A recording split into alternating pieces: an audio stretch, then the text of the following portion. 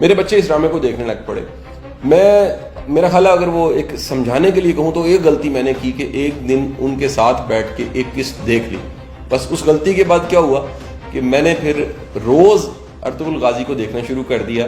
ہم کئی دفعہ ریپیٹ اس کو دیکھ لیتے ہیں اور یوٹیوب پہ جا کے بھی دیکھتے ہیں. میرے کئی دوست اس سے پہلے نیٹ فلکس پہ اس کو دیکھتے رہتے تھے. یہ سب کی سب داستان آپ کو سنانے کا مقصد کیا ہے کہ کچھ ایسا ضرور اس ڈرامے میں ہے کہ اسے دیکھنے کے بعد آپ اس سے بچ نہیں سکتے.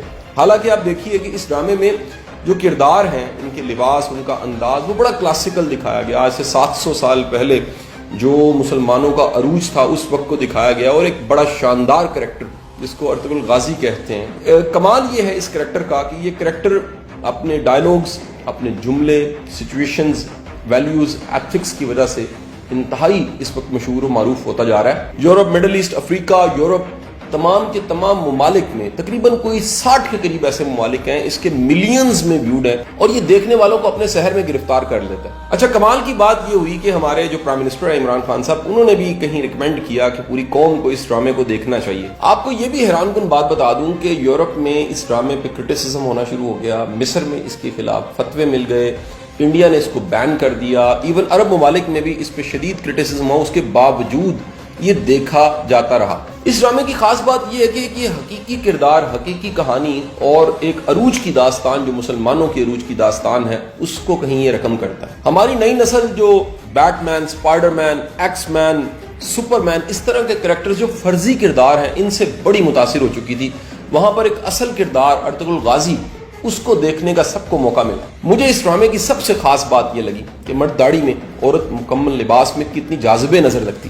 نوجوان نسل جب بھی کسی کو فالو کرنا شروع کرتی ہے تو وہ اس کی تصویروں کو اپنی ڈی پیوں پہ لگانا شروع کر دیتی ہے. ارطغرل غازی کی تصویروں کو نوجوان نسل نے اپنی ڈی پیوں پہ لگانا شروع کر دیا.